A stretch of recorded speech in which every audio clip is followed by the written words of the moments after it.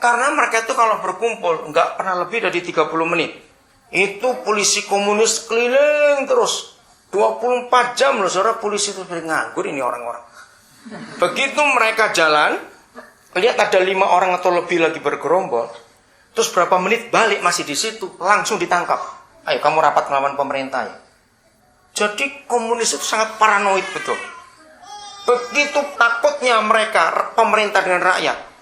Tidak boleh di negara komunis ya, waktu itu saya sudah pernah ke beberapa negara komunis. Ke Yugoslavia itu negara sosialis. Saya ke Jerman Timur pernah. Tidak boleh mereka jual kertas kosong, itu tidak boleh. Saya dulu nggak ngerti kenapa nggak boleh jual kertas kosong. Karena mereka takut nulis apa-apa. Propaganda anti pemerintah. Jadi nggak boleh ada kertas kosong. Buku tulis pun tidak ada.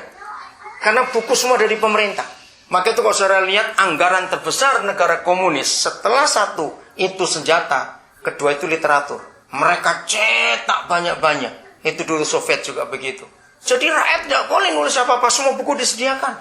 Semua diatur oleh negara. Jadi kalau mereka kumpul, mereka itu hanya dengar Roh Kudus suruh kumpul di mana hari itu. Jamnya nggak pernah tahu. Jadi masing-masing mereka bergantung pada Roh Kudus kalau ketemu itu. Nah pertama saya tanya loh, jadi waktu kalian kumpul tuh nggak kenal? Enggak. Loh apa nggak takut? Kalau sampai dicurigai, mereka percaya Roma 8:14. Barang siapa dipimpin Roh Kudus, dia itu anak-anak Tuhan.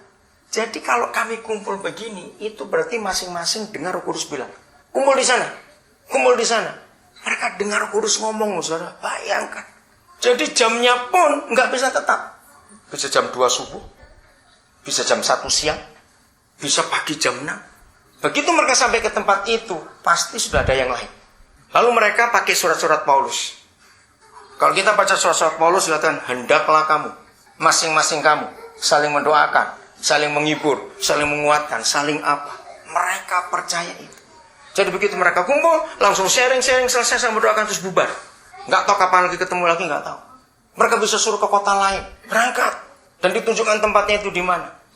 Maka itu polisi komunis nggak bisa menangkap mereka, karena nggak tahu kumpulnya di mana. Pindah-pindah tempat, dan mereka nggak bisa milih. Dan saya hidup dengan mereka. Kekeluargaan mereka itu luar biasa. Saya itu nggak pernah ketemu di negara manapun saya pernah pergi, ada begitu banyak orang gila. Selain di Tiongkok itu, orang gilanya luar biasa. Tapi bukan gila marah. Gilanya gila diam. Diam, nggak ingat apa-apa. Ternyata mereka gila karena brainwashingnya komunis, cuci otak itu. Begitu jahatnya sistem cuci otak komunis itu sampai orang bisa dibuat lupa namanya sendiri. Jadi dia itu laki perempuan saya nggak tahu, sudah kawin itu dia nggak tahu. Kok dari pagi berapa kali saya datang ke rumah orang itu duduk, maaf ya. Kalau dari pagi sampai siang nggak diajak berdiri, dia duduk aja. Jadi kencing berak di situ, diam saja. Kasihan betul. Dan mereka itu adalah 2 kelompok orang. Satu adalah orang-orang kaya. Karena begitu komunis berkuasa, revolusi kebudayaan itu langsung semua kekayaan itu milik negara. Tidak ada orang punya surat tanah, nggak boleh punya mobil, nggak boleh, semua milik negara. Sawah-sawah mereka pun milik negara. Mereka hanya dapat 30% dari hasil sawah, 70% milik negara. Kedua, yang dicuci otak itu adalah lulusan-lulusan barat. Karena komunis paling takut, kapitalis. Yang lulusan Eropa, Amerika, habis itu sudah. Kalau mereka kuat, nggak sampai mati di kamp kerja paksa, ya dipulangkan, tapi sudah gila. Bayangkan dalam kondisi seperti itu. Mereka melihat ada anak-anak Tuhan yang hidupnya penuh sukacita karena Roh Kudus. Injil luar biasa diberitakan. Mereka tahu sama-sama susah. Kenapa kamu beda? Keakraban mereka seperti itu. Kalau mereka kebaktian di rumah, sudah seperti ini. Jumlahnya bisa ratusan. Itu yang paling saya suka kalau mereka kebaktian di rumah.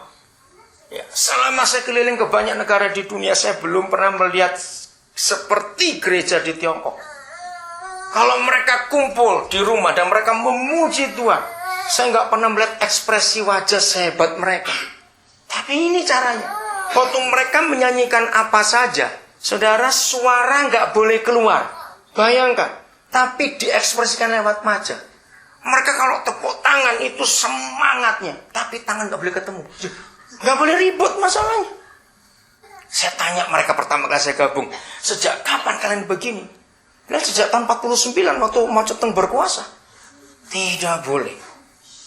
Tapi mereka semangat sekali.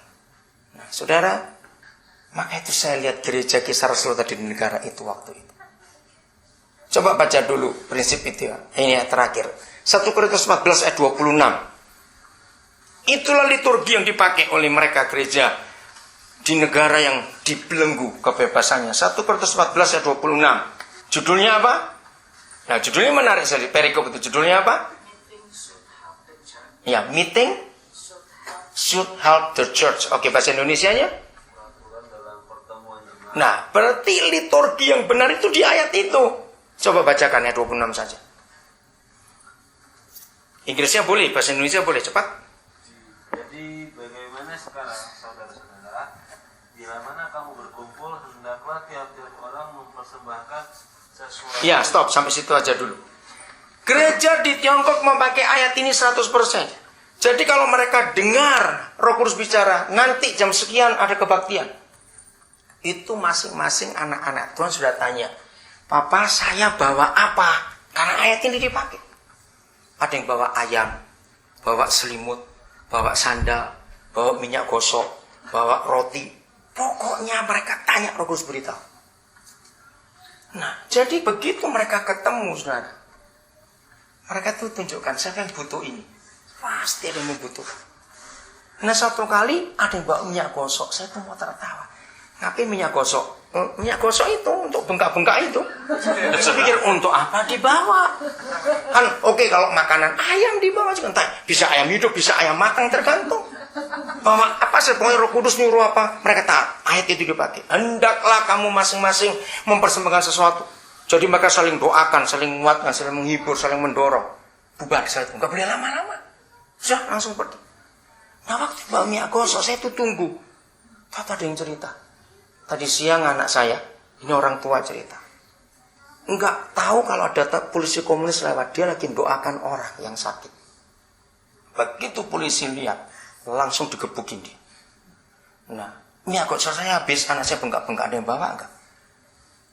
Keluarkan orang ini minyak gosok itu. Bayangkan, begitu taatnya. Apabila kamu berkumpul, hendaklah masing-masing mempersembahkan sesuatu. Sayang, sejak RRC terbuka sudah berubah keadaan gereja itu. Tapi saya bersyukur waktu itu dibawa Tuhan mengerti betul gereja yang benar di Kisah Rasul itu. Maka itu saudara, biasakan kumpul di rumah begini. Ya biasakan. Nggak usah rutin ya, jangan setiap minggu apa enggak. Pokoknya tiba-tiba aja kalau digerakkan, ayo kumpul yuk, ayo kumpul. Kayak tadi ini kan gak ada rencana bahwa, ya tiba-tiba aja kemarin. Ya ayo kumpul, ayo. Nah seperti ini, siap untuk itu saudara. Dari situ keakraban kita akan terjalin, lalu kita mulai bisa terbuka satu dengan yang lain, dan janji jangan bocor mulut. Itu aja ya, kalau ada orang saling mengaku dosa, kita berdoa sama-sama ya.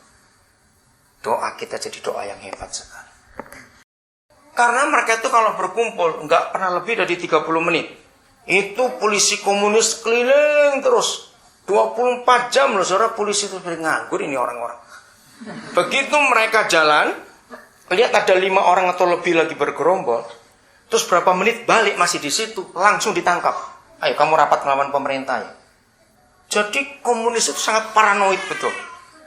Begitu takutnya mereka, pemerintah dengan rakyat. Tidak boleh di negara komunis ya, waktu itu saya sudah pernah ke beberapa negara